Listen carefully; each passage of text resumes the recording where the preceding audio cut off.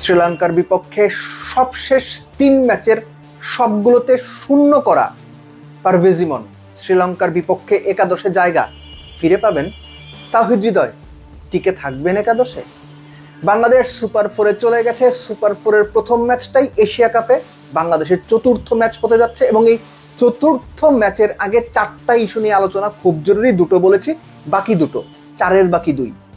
আবারও কি বাংলাদেশ 4 বোলার নিয়ে খেলবে? লিটন দাস মুস্তাফিজুর রহমানকে উইকেট টেকিং রোল দেবেন নাকি মুখস্থ ক্যাপ্টেন্সি হিসেবে 17-19 মিডল ওভারে একটা এবং 12টাতে একটা এরকম করে মুস্তাফিজকে ব্যবহার করবেন? শ্রীলঙ্কার বিপক্ষে সুপার 4-এর প্রথম ম্যাচের আগে এই 4টা প্রশ্নের উত্তর বাংলাদেশ টিম ম্যানেজমেন্টকে মেলাতে হবে, নইলে রক্ষা নাই। বাছাইকৃত কাঁচামাল ও স্বয়ংক্রিয় ইউরোপিয়ান মেশিনে তৈরি হয় all time butter bun, all time healthy life. Number 1, Tanzid তামিমের সঙ্গে পারভেজ ইমনকে শ্রীলঙ্কার বিপক্ষে ফেরানো হবে। শুরুতেই বলছিলাম পারভেজ ইমন শ্রীলঙ্কার বিপক্ষে সবশেষ যে 3টা টি-20 খেলেছেন সবগুলোতে শূন্য করেছেন। এখন আপনি যদি নাম্বারসের হিসেব করেন, নাম্বারের দিকে যান, সবশেষ 3 ম্যাচে শূন্য করা প্লেয়ারকে ওই অপোনেন্টের এগেইনস্টে আপনি কেন খেলাবেন? আপনি সাইফের কথা বলতে পারেন যে সাইফ খুব একটা ভালো খেলেনি, তাও তো ভাই 28 বলে 30 রান করে দিয়ে গিয়েছিল।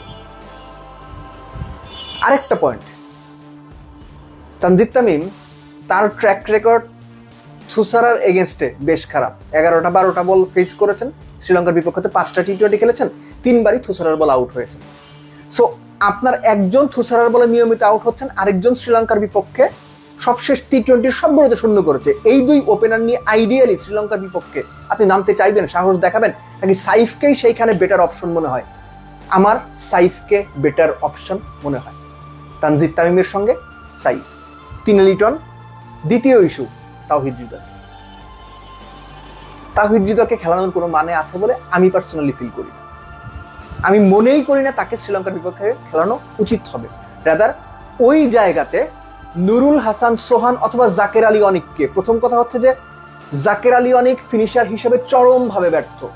তিনি এমনিতেও টুকটুক করেন, অমনিতেও টুকটুক করেন। সো ফিনিশিংয়ে যাওয়ার আগে যদি ওই 4 নম্বরে নেমে টুকটুক করেন, 100 স্ট্রাইক রেটে ব্যাট করেন, 25 বলে 28 বা 30 রান করেন, সেটাই হয়তো দলের কিছুটা হলেও কাজে দিলেও দিতে পারে।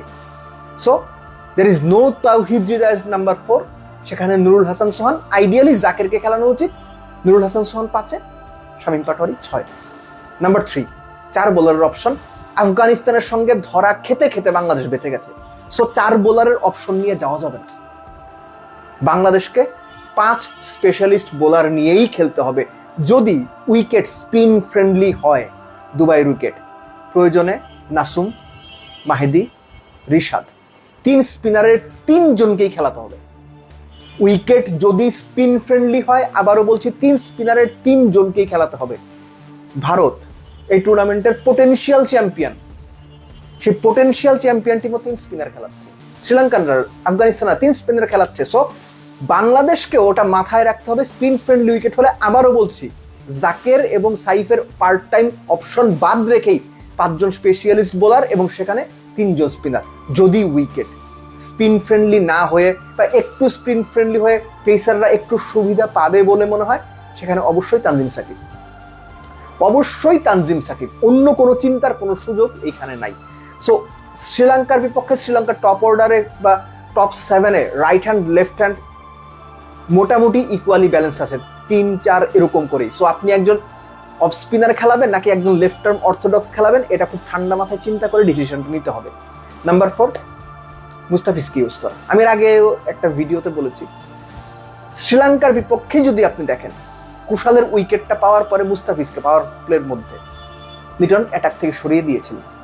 ভাই আপনার বোর্ডে 139 রান, আপনি মুস্তাফিজকে 18, 19, 17 ওভার জন্য প্রিজার্ভ করবেন নাকি মুস্তাফিজকে দিয়ে আরেক ওভার বল করে উইকেট নেওয়ার চেষ্টা করবেন? That was A wrong captaincy, bad captaincy, unsmart captaincy. বারবার এই কথাটা আমি বলবো।